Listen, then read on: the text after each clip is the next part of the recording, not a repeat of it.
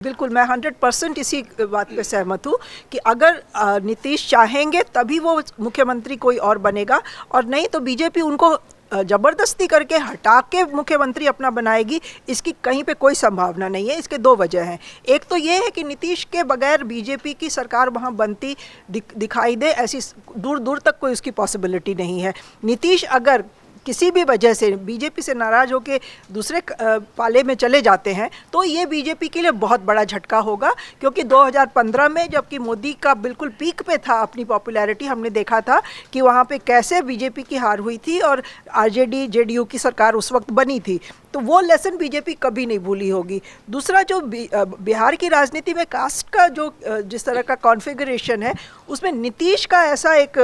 Factor है जो जिसके पाले में रहता है वो पाला भारी हो जाता है, और ये आरजेडी भी जानती है, ये बीजेपी भी जानती है। तो चुनाव से पहले तक तो नीतीश को बीजेपी कुछ भी ऐसा नहीं करेगी कि एंटागोनाइज करे या उनको उनके वोट बैंक को कोई नेगेटिव मैसेज जाए, ऐसी कोई बात नहीं करेगी। हाँ, चुनाव के बाद की सिचुएशन क्या होगी मुझे नहीं पता, बट मैं प्रशांत किशोर की इस बात से थोड़ा सा सहमत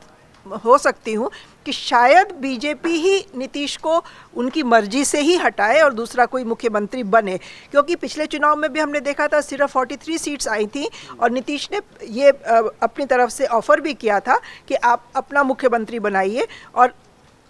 उस समय बेशक ये बात पब्लिक नहीं हुई थी, अब ये बात पब्लिक हो रही है और उस पर चर्चा हो रही है। तो मुझे लगता है कि एक बैकग्राउंड बीजेपी शायद इसका तैयार करने जा रही है। जहाँ तक आरजेडी की बात है और तेजस्वी यादव का जो भी है, आप कुछ भी कह लीजिए, जो लेगेसी है आरजेडी की और जो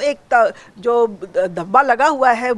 लालू यादव के जंगल राज का, तेजस्वी के लिए उससे लड़ना बहुत मुश्किल है। और उस कॉन्टेक्स्ट में अगर हम देखें तो बेशक तेजस्वी यादव की पार्टी आज नंबर 1 पार्टी, मतलब पिछले विधानसभा चुनाव में नंबर 1 पार्टी बन के आई थी, लेकिन अगर कांग्रेस ये पोजीशनिंग लेती है और कांग्रेस अगर मजबूती से ये तेजस्वी के साथ ही सही चुनाव लड़ती है कि सीएम कोई और हो सकता है, तो मुझे लगता है कि ये आरजेडी के लिए कोई बहुत चिंता वाली बात नहीं होनी चाहिए। पॉलिटिकली मुझे लगता है कि आरजेडी को फ़ायदा होगा, बेशक उसको थोड़ी ज़्यादा सीटें देने की एक छोटी सी कीमत चुकानी होगी, लेकिन उस जंगल राज के टैग से छुटकारा अगर उनको चाहिए तो कुछ ऐसा out of the box thinking उस तरफ होनी चाहिए, तभी जाके वो उस एक जो फ्रेमवर्क बन गया है उससे बाहर आ पाएंगे। और अगर कांग्रेस ने इसमें पहल दिखाई है तो मुझे लगता है कि ये एक अच्छी कांग्रेस की तरफ से स्ट्रैटेजी है। जहाँ तक प्रशांत किशोर की बात है, प्रशांत किशोर तो हर पार्टी का इन एंड आउट जानते हैं, नीतीश के भी बहुत खास रहे हैं, वो मोदी जी के भी बहुत खास रहे हैं,